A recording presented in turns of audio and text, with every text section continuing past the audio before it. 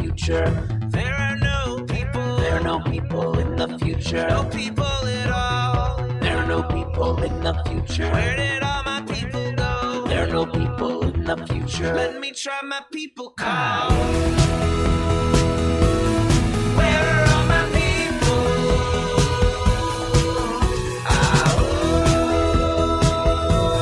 Where are all my people? I guess I'll fly away now. Hey, everybody, welcome.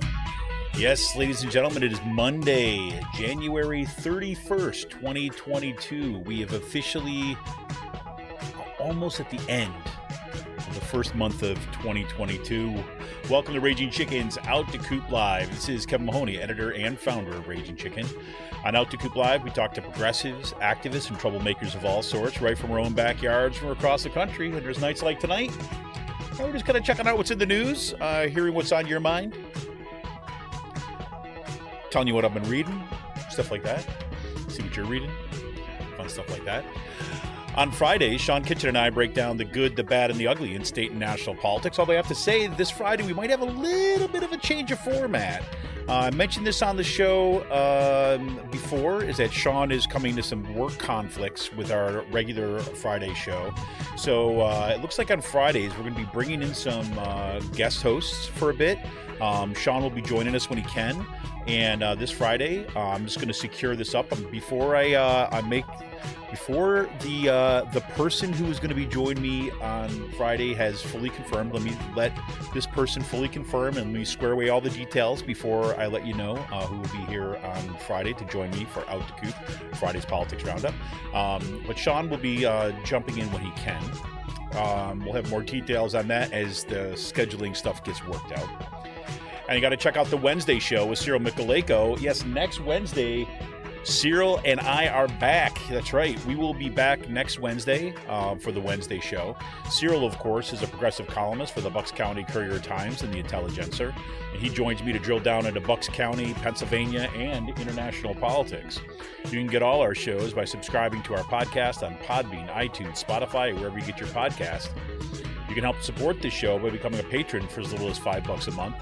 Head on over to patreon.com/rcpress, and you can become a patron for as little as $5 a month. You can also help out the show right now by heading on over to our YouTube channel if you're not already there.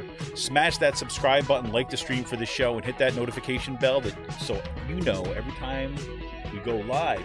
And let everybody know about it, Share it out to your social media, let everybody know what's going on, invite them to the conversation. You can also join our Discord server. Information on that is in tonight's show notes. And we'll be chatting, periodically throughout the week. We had some kind of good discussion, a little bit going on about the show Foundation, which is over on Apple TV or Apple Plus, however you want to say it.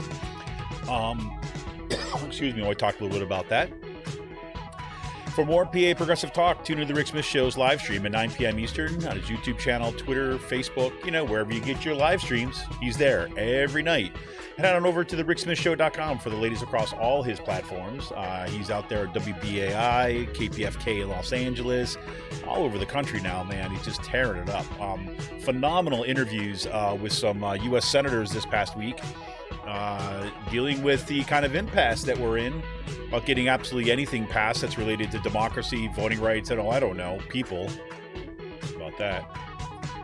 And you also got to check out the Sisters of the Night Caucus podcast, the amazing PA women stirring the political cauldron behind the podcast Rock the House, and they know where the bodies are buried. Make sure to follow them on Twitter at The Night Caucus. That's at The Night Caucus on Twitter. And subscribe to their podcast on Anchor, Spotify, iTunes, wherever you get your podcast. And for all you gamers out there, check out The Game In. That's with 2 N's. The Game In is a Quakertown-based black family-owned gaming store. They're friends of the show, and they've got everything for Retro N64s, the latest consoles, video games for all platforms, collectibles, action figures, Funko Pops.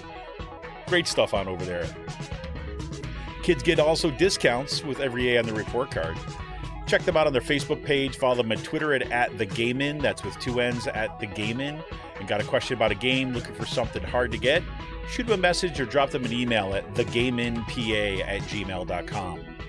And a special shout out, as always, goes to Jonathan Mann, who wrote our intro song, There Are No People in the Future.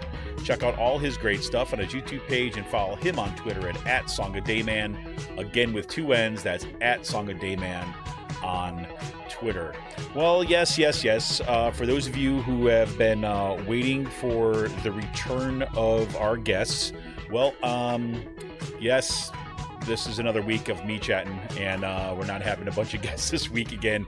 It's been a little bit of I would say, a rockier start to my my semester, not necessarily in terms of preparation. As a matter of fact, I have to say, at the beginning of this semester, I was so far ahead of the game that I actually kind of took a day off on the weekend leading up to the semester, because I was like, oh, this is great. I can spend some time with my family before I have to go back and all this kind of stuff.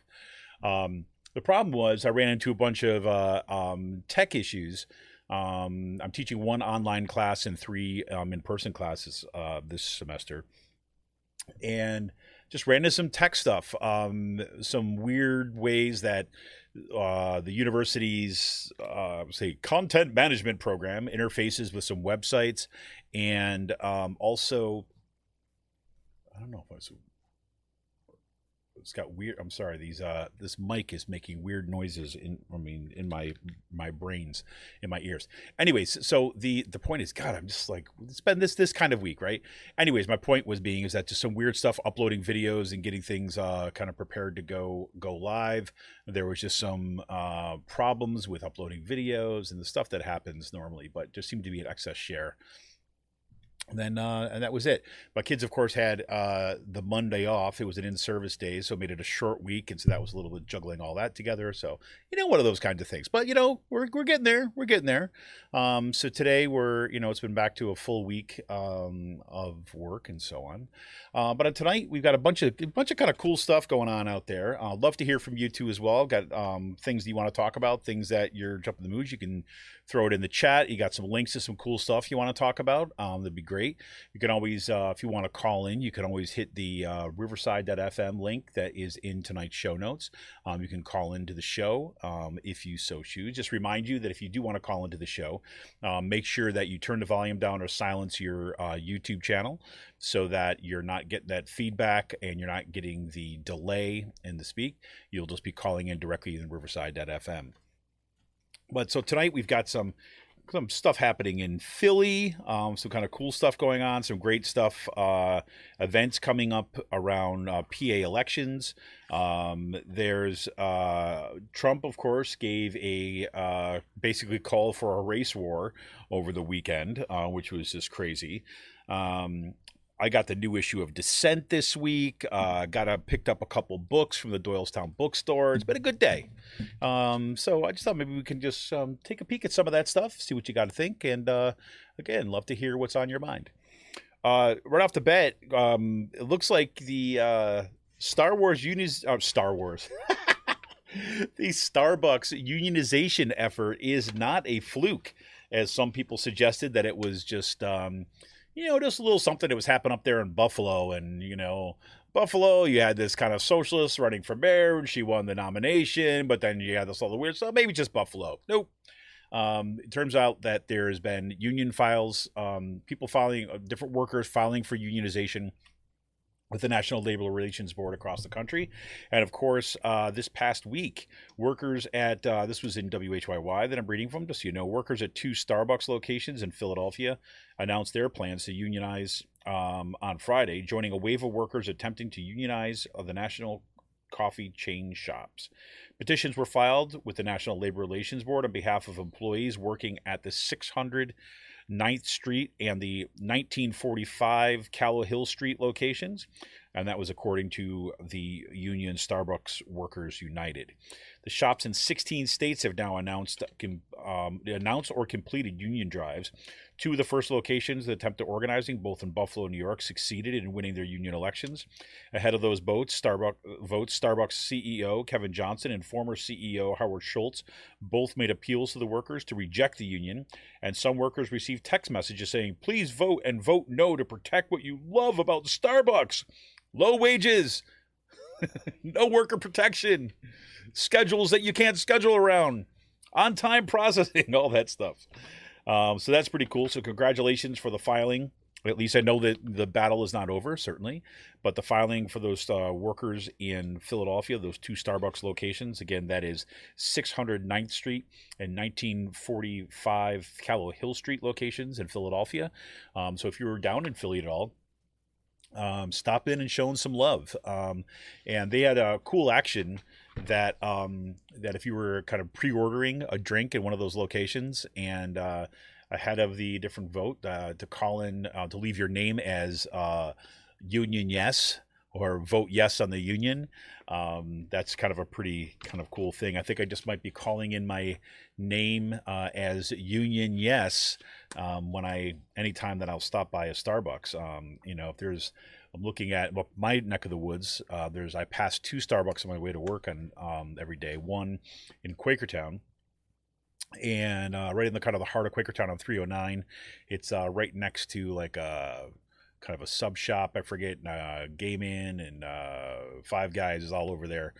And so there's that one there, and then there's a second one that's in like Breiningsville location, I believe. I think it's Breiningsville location on the 222 bypass there. So maybe I'll make it a point to give some Union Yes orders from over there. You know what I'm saying? Pretty cool. So that's the news from Starbucks. This is another thing that just kind of came in today, not too long ago, actually. This was also reporting in WHYY. And Philly is going to pilot a guaranteed income experiment, giving cash to some needy residents. Now, it's going to be interesting to see how this transpires, right? So this kind of breaks into this whole basic income debate, right? So for those of you who might not be familiar with basic income, that's the idea, is that you know, for being alive, just alive, right? Not means tested, and other than the fact that you're alive, you get a check, right? A basic income that is no questions asked, right? Just kind of straight up cash income, right? And that goes to everybody. And there's been a number of experiments that have been done on this. There were a couple in the U.S. There was a notable one in Canada, and probably the most, it's not called a basic income, but it is a version of this. The closest thing that would come to this is what you get in Alaska, right? As you know, if you're a resident of Alaska and citizen of Alaska, that you get a check from the oil industry, basically, from the government, but it's basically from the oil profits and the oil drilling and stuff. I mean, obviously that's not a sustainable model, but for the longest time, you lived in Alaska, you just got a check, right? Just for being, you know, a citizen and resident of Alaska. Pretty cool, right? Now, the one in Philadelphia, I'll let me just read you the kind of opening paragraphs on here, and we'll kind of talk a little bit about this. So, cash is king. And again, this is from WHYY. Cash is king. That's the takeaway, as Philadelphia is set to soon join other U.S. cities in attempting an experimental economic mobility pilot that will give recipients cash payments, no string attached. As early as March, Philadelphia will start giving up to 60 people $500 a month for at least 12 months. Recipients will be selected from a pool of 1,100 people who have received federal support through TAMP or Temporary Assistance for Needy Families for 5 years. A total of $322,000 will cover the cost. $1,000, will cover the cost, drawing from existing TAMP funds. The key distinction from traditional social programs such as TAMP, said Dr. Nakia Owens, Philadelphia's Deputy Executive Director of Family Supports and Basic Needs, is that, quote, they don't have to do anything extra for this money. In recent years, universal basic income or guaranteed income programs popular in other parts of the world have gained traction in the United States. Former Democratic presidential candidate Andrew Yang campaigned on the concept, and Stockton, California has been experimenting with giving some residents monthly cash stipends since 2019. Preliminary findings from that experiment showed recipients' mental health and prospects for finding full-time work improved. The thesis is simple. Traditional welfare programs with stringent eligibility rules do not actually move people out of poverty, but unrestricted cash can. Quote, when you invest directly into the individual, those individuals are more likely to succeed, said Owens.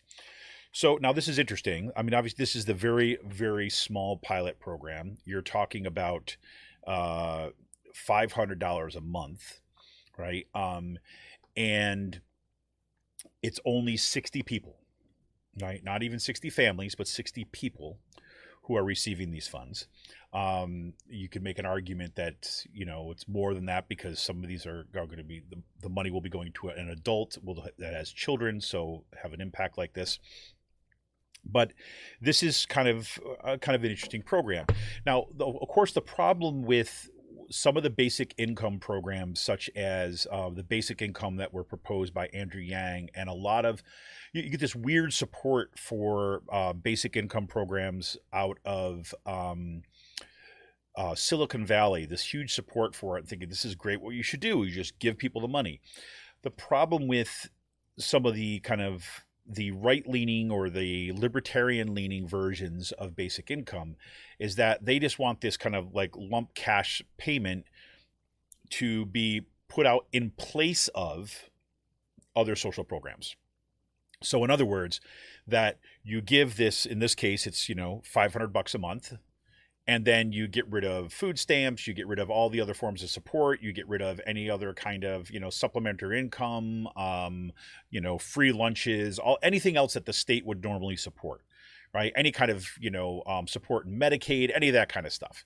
That obviously is something that there's no way in hell I could possibly support, right? So but on the left end of things, where you find out that there's support for basic income, that comes out of the idea that you distribute that as your baseline, right? And there's this great book called Give People Money, which kind of looks at some of these experiments. That actually, ironically, one of the biggest experiments where this was carried out was in Kenya.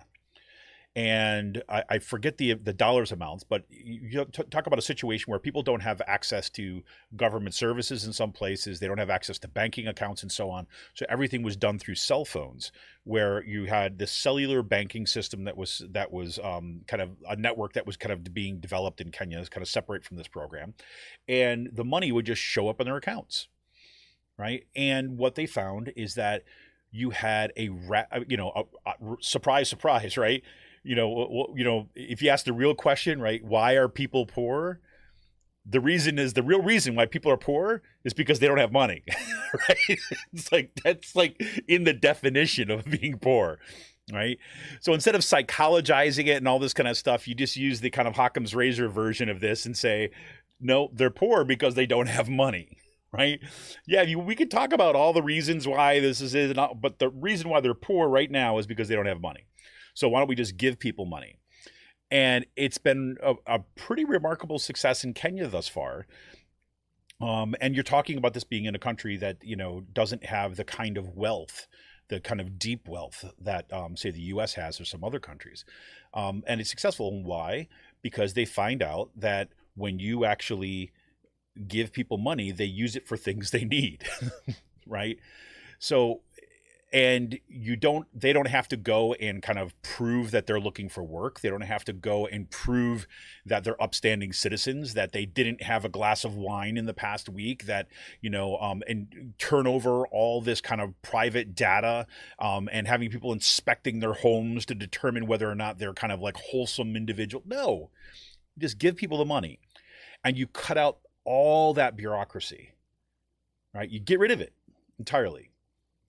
And so you end up saving money in the end, right? Because you're not kind of building out this surveillance network of kind of, say, being on welfare or getting kind of public support. And I've talked about this on the show before, but I can remember growing up on food stamps and a whole series of different kinds of supports after my parents got divorced. And, there was like such shame that was built into the system, because, you have these people who suddenly have access to your lives and are judging you, walking around your house, looking at you. And plus I had, a kind of a mentally disabled sister.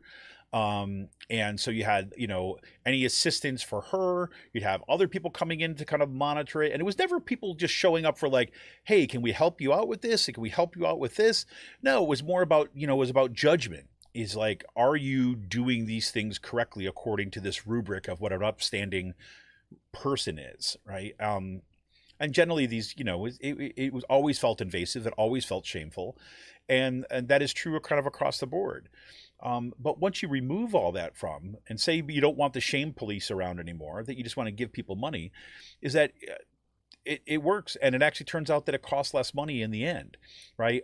Just for that kind of the baseline assistance, right? To make sure that people have got what they need. Now, in order for this to be successful as like at the society level, of course, and this is the argument that you get in a lot of the kind of the on the left end of things. I remember Dissent had a great kind of discussion about this, and the folks writing in Dissent tend to be pretty skeptical of these things, in part because they're being offered as a way of getting rid of social programs. So what I've done effectively, you have basic income, but then you have universal health care, you have universal higher ed, free kind of college tuition for state, for state institutions. You have all this kind of like universal social networks that you get in, kind of other countries, social democratic countries. And then you're basically suddenly you're in a situation where you're investing in human thriving, right? And kind of human kind of development and creativity, as opposed to, just getting people to the point where they can survive. And why is that? Well, if you don't have to worry about your health care, right? If you don't have to worry about your, say your retirement, if you don't have to worry about kind of, getting the education that you need, you have a robust public housing thing, just like Emily French was just saying this in the chat tonight. Is there a movement to give free housing to unhoused folks? There is some of that stuff, although it's a little bit more kind of scattered, I think. I wanted to say that Seattle was doing something like this, and there was another experiment in another attempt to do this. I know, like Nikhil Saval from Philadelphia is really kind of an advocate to be focusing on housing. Anyways, but the idea is that you have this baseline income, and also imagine this: imagine that instead of working for like a crappy job just so that you could get health insurance or kind of eke out some kind of income, if that you had a little bit of a cushion so that your employer did not have leverage over you, right? So in other words, that, if you were kind of being mistreated at a job, or you were kind of in an abusive, either personal relationship or work relationship, right? Kind of like if your workplace was kind of an abusive situation, you could just leave your job, and you'd still have healthcare, right? Because you got the universal healthcare, but also you actually had kind of some disposable income, so that you're still contributing to kind of the economy and so on. Or let's say, for example, that you wanted to do something like, I don't know, have a podcast and an independent kind of media site, right? And that that models where you go out and kind of are reliant upon either advertising dollars or kind of like massive amounts of kind of voluntary contributions in order to make something really sustainable, right? As a livable prospect. As I've talked about on the show before, that's just not possible right now for something like Raging Chicken. However, if you had kind of a baseline income where you could really devote time to kind of building this up from the ground up without having to have the trade-offs about, my putting my family in jeopardy and all this other kinds of stuff. Imagine that. Imagine what it would do for artists, right? There were some cool experiments that took place a while back that was really focusing on giving artists money, right? They did this in the Works Progress Administration as part of the New Deal too as well. They decided that, what happens if we saw artists as part of our economy, right? As opposed to, all these ideologies of the kind of the lone artist, the suffering artist, and all that. What if we actually kind of invested in them and had them kind of like create things, right, for the public good? Imagine that. That's why we had all that art that came out of the WPA. So things like that. So now again, like I said, this is a small pilot project in Philadelphia, 60 people. And there's still some question about how this is going to work out in terms of like where the funds come from. It says it's coming from existing TAMP funds. So is this going to be in lieu of those TAMP support programs and so on? It sounds like it may be. It is going to be kind of quite interesting to see where this goes out. So kudos to those folks in Philly for getting this through. That's pretty awesome. In what else do I got here? Oh yeah, this is kind of cool. I don't know if people read this. I know that my Bucks County folks have probably kind of been checking this out. Chris Ullery in the Bucks County Courier Times published this great piece It's called Analysis. We examined millions of Pennsylvania voter records, and there were few irregularities, in quotes. Let me read a little bit of this. So there has been, this is from the Bucks County Courier Times, there has been a litany of allegations surrounding Pennsylvania's voter rolls over the past year, but a review of registration data suggests most claims may be overblown at best. As a legal battle between a GOP-led Senate committee and the Pennsylvania Department of State continues, this news organization reviewed voter data from December 13th, 2021, as well as in the weeks of November 3rd, 2020 election and the May 18th, 2021 municipal primary to shed light on what has been sometimes vague claims and allusions to voter fraud. The Commonwealth's voter rolls aren't perfect, but election and voting policy experts out of the Massachusetts Institute of Technology's Election Data and Science Lab say the potential errors found in this organization's review don't raise any red flags for them. Among their findings, approximately 12,017 individuals out of 8.72 million voters on the December 13th voter rolls share the same birth date and first and last names. In total, those repeating people accounted for about 24,112 entries, or about 0.28% of the roll. Second, when middle names were included, only 6,537 entries from about 3,262 individuals remained, or about 0.07% of voters overall. So these are duplicate kind of rolls. Like, say, for example, if you register to vote in one location and then you move across the state, you register to vote in another that new location, but you forget to cancel your old one. That is a potential for that, right? But my name is Kevin Mahoney. There used to be another Kevin Mahoney that lived in Percy. Right. I know that because I called somewhere and make a reservation when I first moved here. And my wife and I were going to go out for dinner, and then I made a reservation. They're like, Kevin. I'm like, hello. And they're like, oh my God, you're back in town. When did you get back? I'm like, I don't know what you're talking about. And we went back and forth and found out there was a Kevin Mahoney that lived here in Percy. So, things like that. So sometimes it can be just a fluke, especially if there's a common name. In other cases, it might be a situation where somebody moved and so on. But still, you're talking about 0.07% of the voters overall.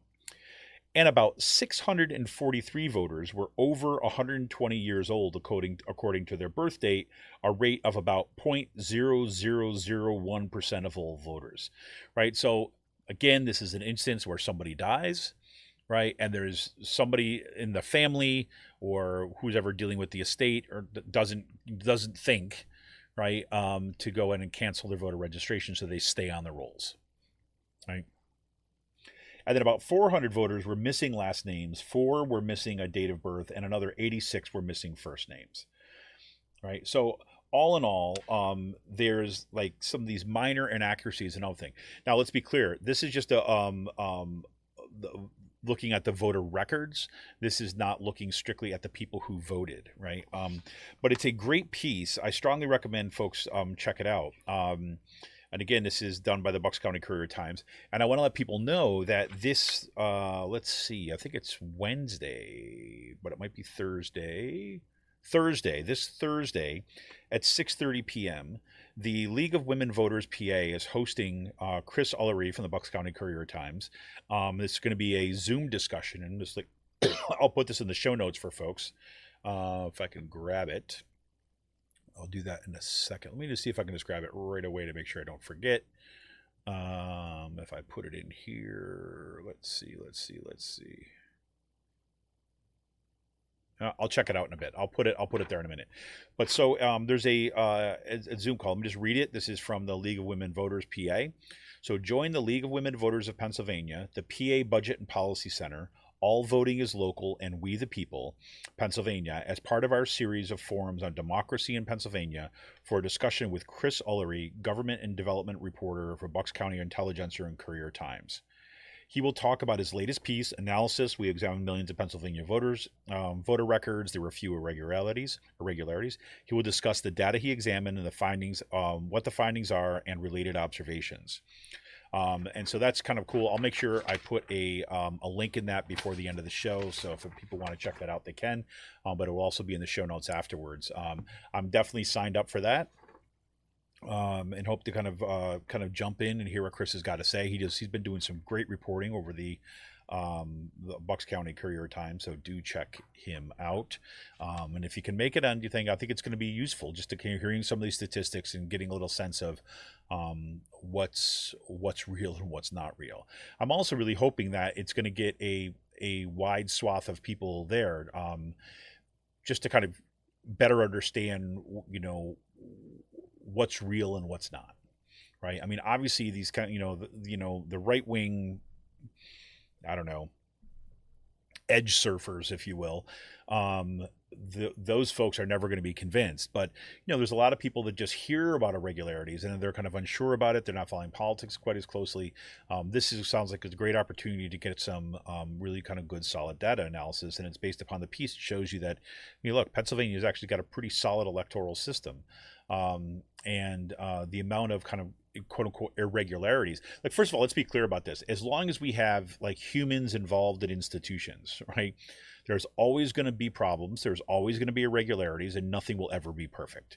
So if we just started at our baseline, that I do not mean to say therefore anything goes, right? I mean, this is the other kind of like crazy move that gets made. I shouldn't use that, but the other kind of like frustrating and disingenuous move that gets made by those folks on the right wing, right, in terms of these arguments.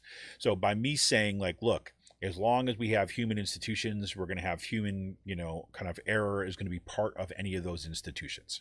Right. And then the response comes from the right wing saying, oh, so you're basically saying anything goes then, that just because there's sometimes going to be errors and therefore, that's fine if we have kind of like people cheating on that. No. Can we just like have like a real discussion and say like, no, but let's just say that just because there is an irregularity, like I was just reading some of those examples, right? You have some people that are, have two names that are appearing in the rules that you could check up on. That is going to happen. Just because there's that kind of regularity, and, and this is extraordinarily low percentage, right, of the overall voter rolls, it doesn't mean that therefore it's a conspiracy to kind of take away the elections. No, right? Obviously, if you had a 20% error rate and you had those errors were showing up in terms of actual votes cast, then we might have kind of more of a concern. But here you're just talking about the numbers of people appear on the voting rolls, right? And, in some cases, what Republicans want to do is they say, oh, look, if you've got, what is that piece here? Let's see, where'd that go? So if you've got, say if you have got 24,112 entries that have people with the same birth date and the same first and last names, right? And that's 0.28% of the rolls. Well, then you should delete them both, right? Okay, you delete them both because what? Because why? Because you're saying that somebody is trying to cheat the system by that, but you don't know this because even that you take that next line down. But when you include middle names, that jumps down from 24,000 down to 6,537 entries, or 0.07% of the rolls, right? So just think about that. If I went ahead and purged those people from the voter rolls based upon just first and last names and birth date, then I'm basically looking at kind of making an error somewhere like around, I don't know, 17,000, right? About 17,000 people that I've wrongly purged from the rolls, from the rolls, right? Just because my methodology is unsound, and we know that that is going to disproportionately, disenfranchise people that don't need to be disenfranchised. Well, I mean, I'm not saying that very well, but. So that, that's pretty significant. So, and then those people show up on the day of the vote and they find out that they're not registered anymore, even though they think they are. Right. So those are the certain kinds of things that you never want that to happen. Right. So, I mean, would it be legitimate to basically, have municipalities follow up with folks and say, hey, you still living at this address, and you just want to make sure to confirm that you're still there, and not at a point right before an election where it can negatively affect the election, but do it kind of like after election to follow that stuff up, or see it as an ongoing process instead of it's something that happens once in a great while, that you just make sure that you're as accurate as possible with the expectation there's going to be some error. Sure. Okay, that's fine. But we all know that these voter suppression efforts or these voter purge rules are not designed to do that. They're designed in order to drive down turnout and to purge people from the rules that are going to be beneficial to have not vote for Republicans, right? So that's the way that works. There's this piece here too. And this kind of folds into a lot of stuff that's been going on that we've been talking about on the show, and I know Cyril has been writing about for a while. But I don't know if you saw, but Trump gave a rally this past weekend. How about that? Deep in the heart of Texas, as it were. And Will Bunch had a great piece on this yesterday.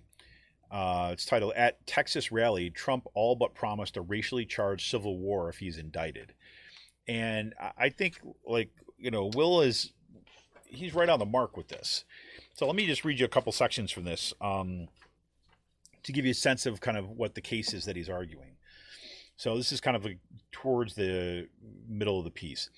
"So in fact, the man who occupied the White House little more than 1 year ago delivered one of the most incendiary and most dangerous speeches in America's 246-year history.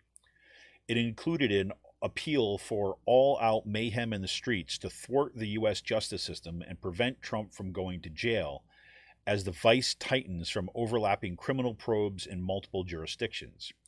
And it also featured a stunning campaign promise that Trump would look to abuse the power of the presidency to pardon those involved in the January 6th insurrection." Right? Yes, Amy says, yes, unfortunately, he opened his mouth. It says, "It's impossible for me to understate or downplay the importance of this moment, and I hope that my colleagues in the media, who too often over the last year have craved or even pretended about a return to the politics of normal when we are nowhere near normal, they will wake up and they will see this. Of course, Biden's presidency deserves our full scrutiny, with praise for what's gone right and economic boom, and criticism for what's gone wrong, broken promises on climate and student debt, for example.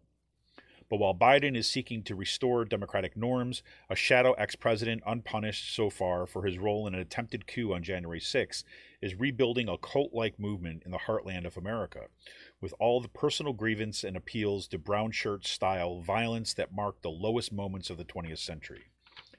On the 89th anniversary of the date, January 30th, 1933, that Adolf Hitler rehabilitated his attempted coup, assumed power in Germany, we are repeating the past mistakes and complacency and underestimation.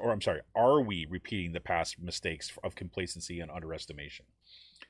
It's crazy, 89th anniversary. I had no idea that was the same date until I was reading this piece. "Amid the predictable reiterations of the big lie that Biden's legitimate 2020 election was stolen and his other narcissistic blather, Trump's lengthy speech in Conroe, Texas, contained three elements that marked a dangerous escalation of his post-presidential, post-January 6th rhetoric. Let's digest and analyze each one of them. And I'm just going to kind of name them here. I'll let you read the piece to check it out in here. So for the first time, if somehow elected again in 2024 and upon returning to the White House in January 2025, he dangled pardons before people convicted of crimes in January 6th insurrection on Capitol Hill. Right? And Will Bunch, I think, correctly calls this kind of like obstruction of justice in full public view. So if you think about what that does, is that basically if you got people that are going to trial, right, and they're Trump supporters and they're part of the cult of Trump, Trump is basically saying to them, shut your mouths and support me. Don't kind of spill the beans on me and elect me in 2024 and I'll get you out and you'll prove to be justified. So basically he's trying to persuade folks to not testify against, So that's number one. And number two, right, you can tell, and Bunch is kind of pointing to this, is that, Trump is worried about these different kind of probes, right? He's got criminal probes into his businesses and, his nonprofits and all that kind of stuff. We've seen that. And there's criminal probes on the taxes in New York, but also what we see in the House probe into his involvement with the January 6th insurrection. He said, okay, what happens then? Well, since he's concerned about that, he explicitly called for mob action if charges are lodged in any of these jurisdictions. Said Trump, quote, If these radical, vicious, racist prosecutors do anything wrong or illegal, I hope we are going to have in this country the biggest protest we've ever had in Washington, D.C., in New York, in Atlanta, and elsewhere, because our country and our elections are corrupt. Right? He's basically calling people out to the streets. He's basically saying that if they come after me for the crimes that I've committed, you need to unleash holy hell, right, on them. And the crowds were going crazy when he was saying this. And then finally, and this is one that's super important. So, well, let's take a step back and drill down on arguably the most important and alarming word in Trump's statement: racist. At first blush, it seems to come out of left field in the sense that what could be racist about looking into a white man's role in an attempted coup or his crooked financial books?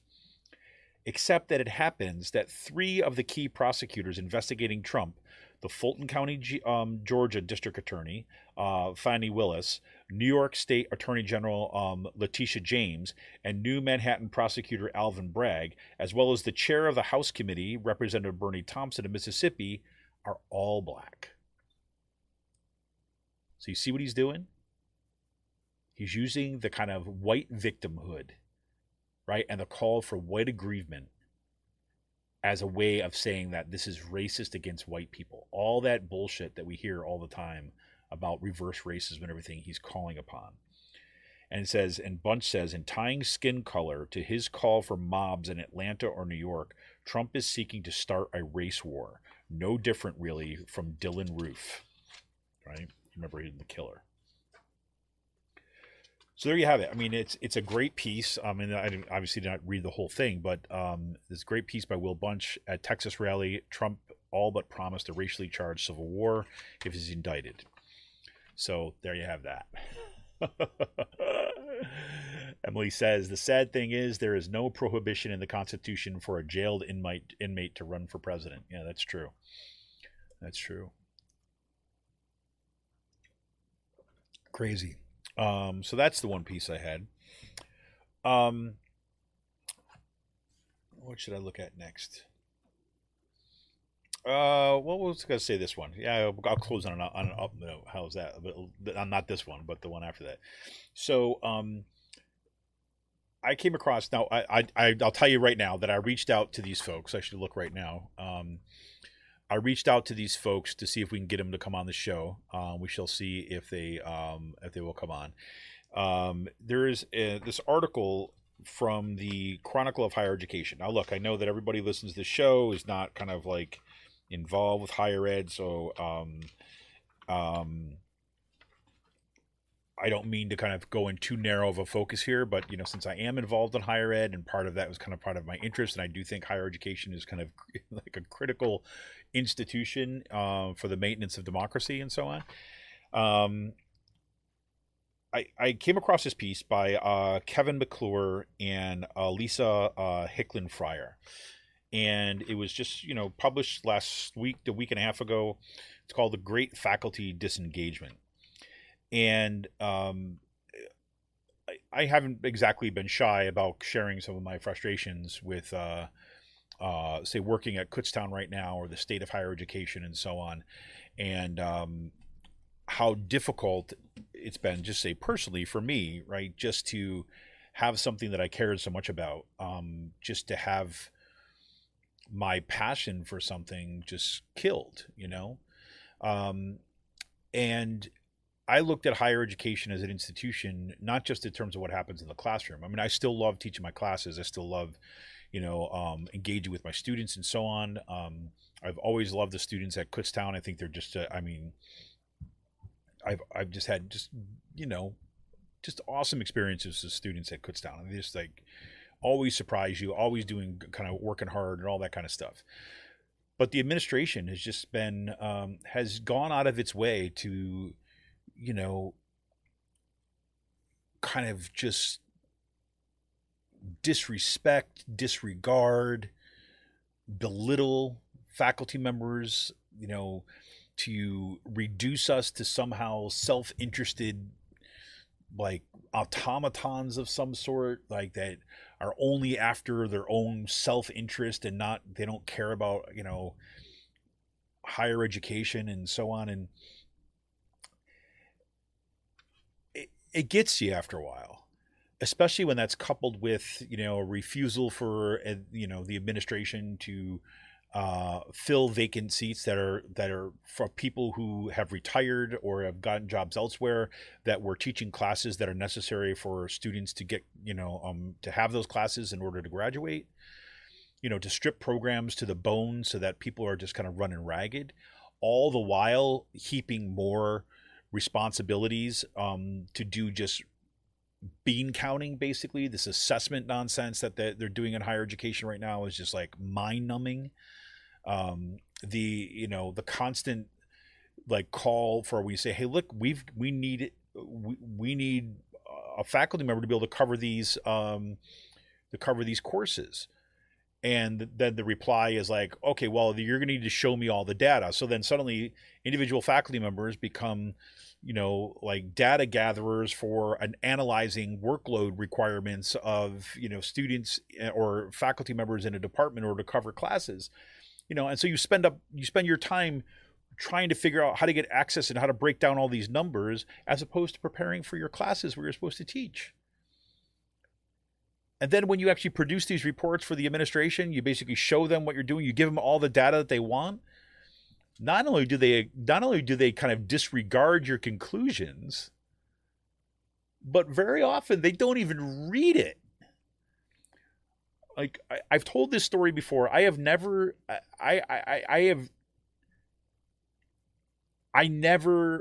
would have suspected this, right? When I was first getting into higher education. Right. But there was an example. We had a class that was called Introduction to College Composition. Right. And we had your first year college composition course. We also had a process by the former chair of our department, the woman who actually was responsible for hiring me, one of the women who was responsible for hiring me, Janice Chernikoff, had done all this research, had traveled across the country looking for best practice. And we set up this, the system was called directed self-placement. And all the kind of best practices in the field of composition rhetoric and writing studies was basically showing that when you involved incoming students into the decision of which course they're going to teach, which writing course they're going to take as part of their composition requirement, that those students more often than not, and I would say at a higher rate than it would simply by using SAT scores or something, were placing themselves in appropriate classes. And as a matter of fact, there were students that we had, that's English Introduction to College Composition class, which was an elective class, right? You could elect to take Introduction to College Composition before you took the required college composition class, right? If you felt that you needed kind of some additional practice in college level writing and stuff like this, right? That you wanted that. We found that once we started directed self-placement, the numbers in that intro class, before it used to be called something else, developmental English. We changed that too. But before that, the numbers actually went up. So more students were self-selecting for 2 semesters of college level writing. It was crazy, right? I mean, it's exactly the opposite of what the stories you hear about students. Like, students they're not going to want to do any extra work, so they're just going to take the easy way out and just take the one class thing. That's not what we found. And we also found on the other end of the spectrum, there were students who, that if you just looked at their SAT scores or their projected GPAs coming out of high school and stuff, it would have put them solidly in kind of like, the standard first year class. But they wanted to take the honors level class. They wanted to do more work. We told them that it was going to be more work. We told them that it was going to be harder, and they wanted the challenge.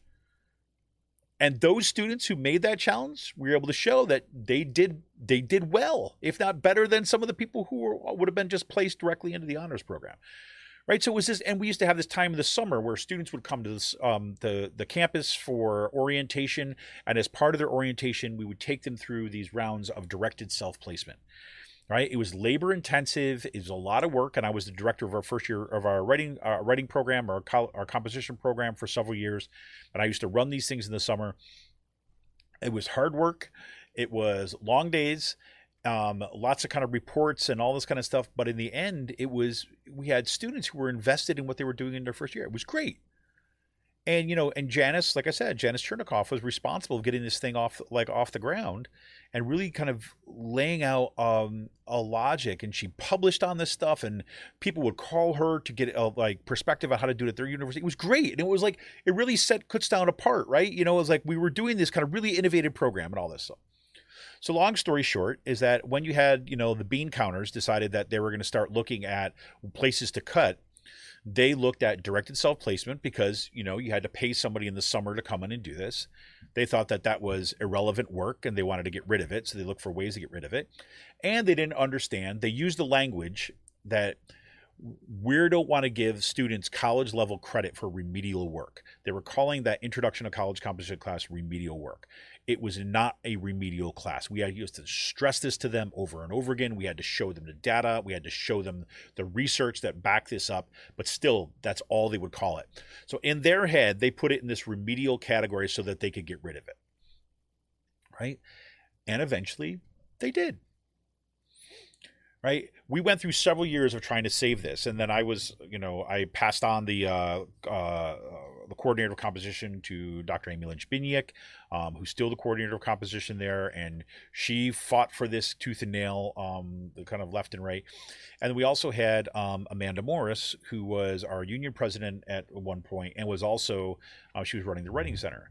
And the dean, who would become the provost at the time, had basically said, we need data. If you say that this is so important, we need data to show that this class does it what you say. And, and you're not just, giving students,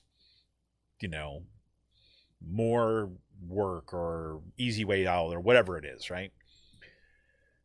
So I wasn't part of this, but Amanda and kind of led a kind of effort. They did this huge assessment, and they did a kind of like a study of looking at the success rates of students who's self-placed into the 022 class and how they did compared to their peers and all this other kind of stuff.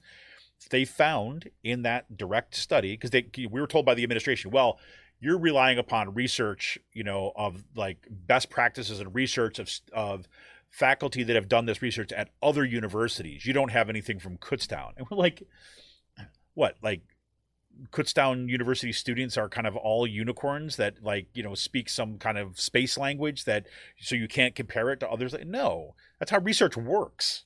Right. But they did it anyways. They produced this report, and on the first page, first paragraph, it showed exactly, here it is. This is the results of our finding. It does what we say it does. As a matter of fact, here's all the specifics. We're tracking these students longitudinally and all this kind of stuff. And Amanda goes, remember we talked about this after this meeting, and went and talked to this guy, Gil, who at that point ran the assessment program and the provost and all this stuff. And they sat down for this big meeting, and it had been like, I don't know, a week or two since they had sent the report over to them. And the meeting was about the report. And the first thing out of their mouths, the administration's mouths, were, I wish I could remember the exact question, was basically something along the lines of like, well, you haven't shown that there is any kind of impact, positive impact over time about this data. And Amanda said, right, what everyone who's at that meeting suggested, Amanda basically said, it's in the first paragraph. And then they kind of like, and looked back down and kind of like fumbled around it. And it was clear to them that the administration never even read the damn report. They were just using their assumptions as a way to get rid of a thing. And they were making all these faculty members, including me, but in that case, it was a bunch of other faculty members, jump through a bunch of hoops to do work that they didn't value. Not the faculty members didn't value, but the administration didn't even value. But just getting as a way of kind of distracting those faculty members to get them go do something to waste a bunch of their time, even though the administration had already determined they're going to get rid of something. Right? So in a context like that, when you're being told, well, the problem is that we don't have data to support that. And then you have faculty members that go and say, okay, we'll get the data. We'll do the data. We'll do it ourselves. We're not going to give you paid for this. We're just going to go up. We're going to do the research. We can get the data. We're going to show you and all that. And you were told that that was the problem. They didn't have the data. So you bring them the data to show them, and it turns out that they didn't really care about the data at all. You go through that for a couple years, then 5 years, then 10 years. I'm going on my 20th year at Kutztown University. And you hit a certain point and you give up. You don't give up on the students. You don't give up on what you're doing in your class. You don't give up on your kind of like required job duties. But I start saying, why the hell am I spending all this time thinking about innovative programs and new things to do when I'm just going to get burnt by it and I'm going to spend all this time and energy and it's going to be wasted? Maybe I should start putting this energy elsewhere. So anyways, I've told versions of that story before, but this article comes out, like I said, by Kevin McClure and Elisa Hicklin-Fryer, called The Great Faculty Disengagement. And there's like just parts in here that I just saw myself so much. And let me just read you these kind of quick sections of this. And it says, basically saying like, look, we've all heard about the Great Resignation, how people were kind of like quitting their jobs left and right, and very often to take other high-paying jobs because, in the aftermath of COVID and all this other kind of stuff. And they called it the Great Resignation because you had numbers of people quitting were just huge, which is then now forced to some of the kind of lowest wage employers to actually have to lift up their wages, right? But so they're looking at this and they're saying, well, look, faculty aren't exactly quitting their jobs.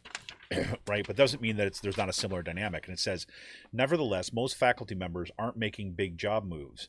For them, the Great Resignation looks different. We would describe it as disengagement. They are withdrawing from certain aspects of the job, or, on a more emotional level, from the institution itself. Faculty members are not walking away in droves, but they are waving goodbye to the norms and systems that prevailed in the past. They are still teaching their courses, supporting students, and trying to keep up with the basic tasks, but connections to the institution have been frayed. The work is getting done, but there isn't much spark to it. In response to our Twitter thread, they put this out before, this is where the article came from, people said that they were doing what they must, but nothing extra. They said they used to be a rah-rah team player, but not anymore. They used to feel strong ties to their institution, but they have since felt so undervalued that they're cutting back. One response that typically stood out to us, quote, faculty might not be quitting, but they've left the building. Sometimes departure is a state of mind. It's important to note that disengagement doesn't suggest laziness or that faculty members are necessarily shirking their core responsibilities. We know, on a deep personal level, that many faculty members are working very hard. Doing the bare minimum in a global pandemic is sometimes a Herculean, I can never get that word, Herculean effort. In some ways, disengaging is a perfectly rational response if your employer signals through their words and actions that your engagement isn't welcome. Many faculty members are being asked to do their jobs in a way that puts their safety at risk, and when they raise concerns, they are ignored and invalidated. It's hard to bounce back from that. As we think about the causes of disengagement, there's no denying that institutional management of the pandemic and poor communication are front and center. People responded to our thread with unmistakable fury and a palpable sense of betrayal over how decisions were made and how faculty and staff members have been treated as a result of those decisions. And we've been involved in enough university governance over the years to understand that there's always some slow simmering conflict between faculty and administration. It's inevitable and probably healthy in small doses, but the anger and subsequent turning away from institutions we've observed, this feels more like a rolling boil. And so those are the folks that I decided to invite to see if we can get them on the show. There's another article that's kind of connected to that too as well that came out in November 2021 called Colleges Are Hiring, but do people want to work there? Also written by Kevin McClure, that I'm really interested in talking to them about. So we shall see. So I'm looking at stuff like this. I know I had reached out to some folks that are working on environmental issues, working on climate issues in the state of Pennsylvania. We said we'd kind of get back in the new year, so we're hopefully going to have some folks coming up in the next few weeks on that too as well, looking at climate policy in Pennsylvania, because we're going to have to do something. It seems like everything is pointing in the direction of failure at the federal level. So there. I'm going to save this one for last. So in other news, I'm reading some cool stuff that I thought I'd share with everybody. If you're looking for things to throw on your reading list, there's this one here. It's called The Apocalypse and the End of History, Modern Jihad and the Crisis of Liberalism by Suzanne Schneider. She was interviewed on the Majority Report not too long ago, and the interview just blew me away. So this is from the Inside Jacket cover. So most commentators assume that modern jihad is antithetical to Western liberalism. Historian Suzanne Schneider argues the opposite.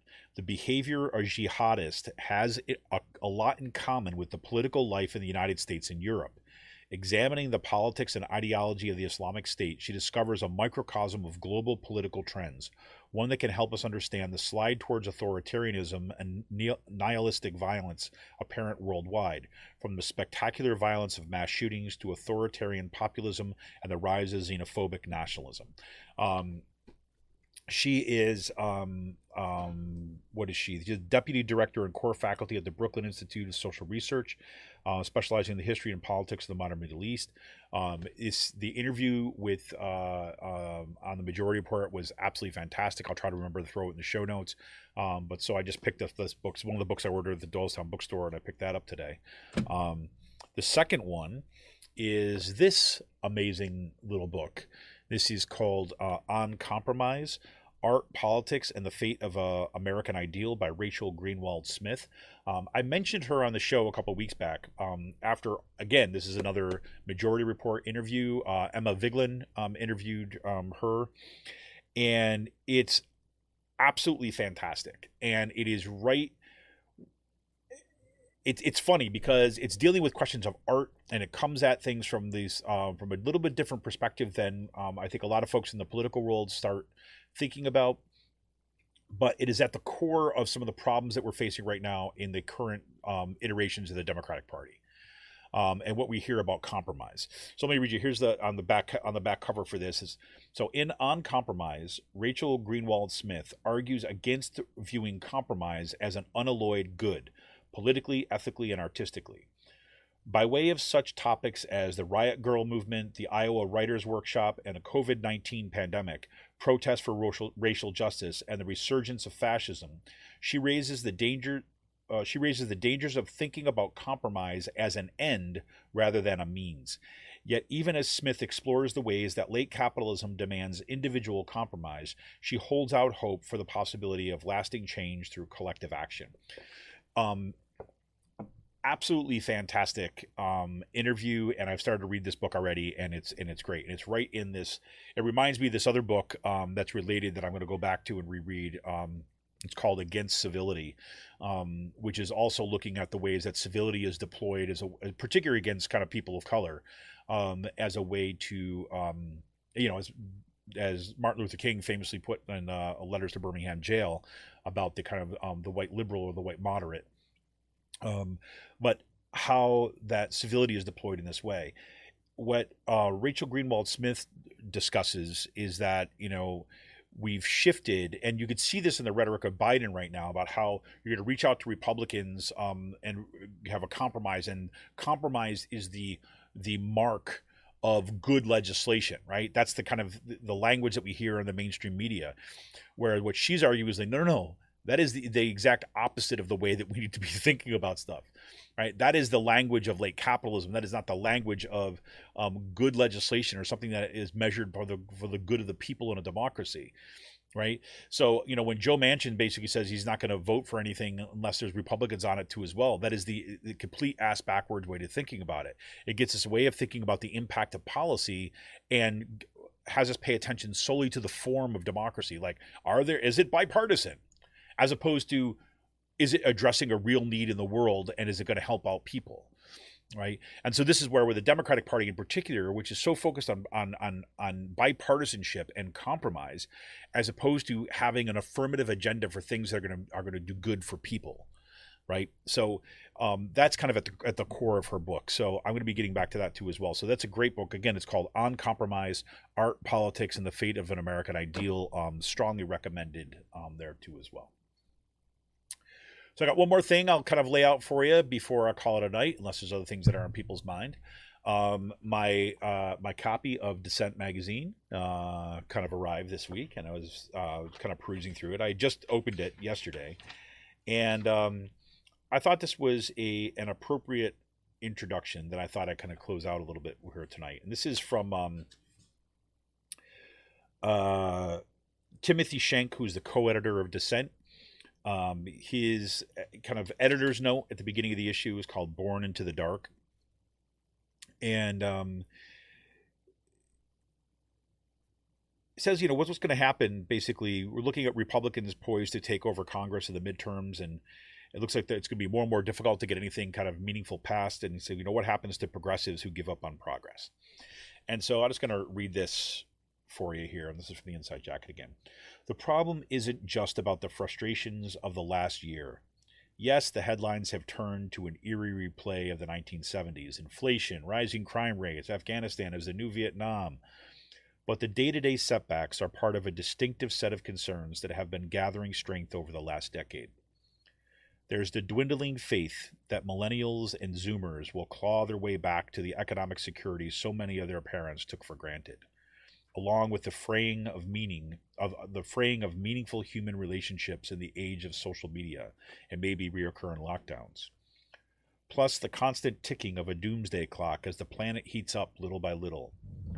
It adds up to the deepening conviction that progress itself is an illusion, that history is always ready to undo any temporary advances over humanity's natural state, where the strong do what they can and the weak do what they must. In the face of all that, we have a caretaker presidency as a bridge to what exactly? For now, it seems like a Harris-Buttigieg ticket or some other human counterpart to an "in this house we believe" sign. No wonder progressives aren't exactly chipper these days, for which I suggest readers of Dissent should be grateful. Whatever. We're a tribe united by our recognition that pessimism of the intellect is the starting point for serious politics. Liberals have merely adopted the dark. But democratic socialism was born into it, born out of the realization that history wasn't going to deliver a ready-made working-class majority to our side.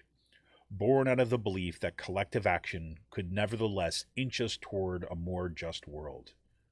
We know how it feels to lose faith in the inevitability of progress. But we also know you get something better in return. Hope for real democracy. So, I don't know about you, but that seems kind of like an appropriate way to close out for the night. Kind of got a real mix of some kind of cool things going on, some, again, uptick of unionization efforts, looking at attempts to bring in some kind of basic income experiments into Philadelphia, and, and the usual kind of dark cloud that I so often bring to these airways. So anyways, I want to thank everybody for tuning in tonight. I appreciate the time. I appreciate you stopping by, and I appreciate you sharing out the information to your friends, to your family members, to your colleagues, letting them know about the show, getting them involved. It's fantastic. This Wednesday, we will not have a show for this Wednesday, but next Wednesday, Cyril Mikaleko will be back for the Wednesday show. We're going to basically take a look. He's got a couple great articles out. He's got another gig that is going to be bringing more of his voice to Bucks County, which I'm not sure if he's disclosed it all online yet, so I'll let him do that. But we'll be talking about that next Wednesday too as well. Talking about some of his latest columns and more about what's happening at Bucks County, because it's I tell you, things keep on ramping up. There's also seems to be some interesting cracks happening in the kind of Joan Cullen school board over here in Penridge that we might be able to talk about next week. On Friday, as I said, I'll let people know the details of how we're going to work that out, timing and all that other kind of stuff on Friday. We're going to be trying some things a little bit differently on these next several weeks over Fridays, in part because Sean's schedule, as I said, has changed, and now he has a work conflict with our normal recording time. So we shall see, but I can promise you one thing, it's going to be cool.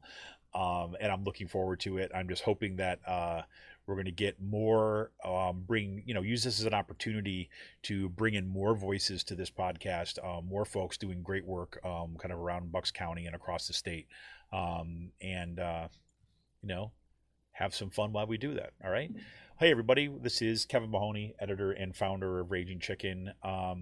Hey, Chris. Okay, Chris, before I go then. So, I think you appreciate tonight's show, Chris. I mentioned this briefly. I was waiting to see if you jumped in. I think we'll maybe have to talk a little bit more about this maybe on Friday or something. But I started watching Foundation, as you heard me talking about on the show last Friday, and in our Discord, Chris was the one basically who clued me into that the show Foundation was based on Isaac Asimov's novel. I don't have no idea why I didn't make the connection right when I first saw it. I was like, what an idiot. But so he encouraged me, so oh yeah, definitely check it out. And so I did. I've been watching it, and I mentioned on the show last week that I'm not sure where I'm coming down on the show yet. Not that I don't like it, right? It's not it at all, but just trying to kind of think through like how I'm coming at it. And Chris was really it was great having a kind of little back and forth with Chris on Discord about what that's about. Actually, I have it up here, and one of the things that he writes is that let's see. So Foundation, where is this one part that I wanted to read? And I think that this is dead on right here. So Asimov wrote Foundation as a kind of take of the eternal reoccurrence and the rise and fall of empires, and fashioned it on Gibbon's history of the kind of rise and fall of the Roman Empire. I think that's right on the money, right? Right on the money. And it's really good. And I have to say, and I wrote back to Chris, the last episode I watched was kind of like a turning point for me a little bit in the series to kind of figure out what this kind of unsettled feeling I had was with the show. It wasn't really like good or bad. It was more like kind of like more located at the affective level of what was happening in the show. I think that's really what it came down to. And this past week, or this past episode that I watched, really kind of turned some of that for me. So hopefully we'll be doing some more of that kind of stuff on the Discord too, looking at some kind of shows we're watching, kind of back and forth on that, what we're reading and so on. I'd love to hear from you. Thank you, Chris, for that comment in Discord, and looking forward to hearing your comments about tonight's show too as well. Thanks, Emily. Thanks, Amy, too, as well, for chiming in tonight. Great to hear from you all too as well. It's always a great start to the week for me when I get to spend it with some pretty much awesome folks as part of the Raging Chicken community. So thank you very much. So this is Kevin Mahoney, editor and founder of Raging Chicken. I don't know why that just happened. That wasn't supposed to happen. This is what was supposed to happen. I want to thank you all for tuning in tonight, and we will check you out. We'll be here on Friday. Look for us on our Discord or our social media to find more about Friday's show. Talk to you soon. See ya!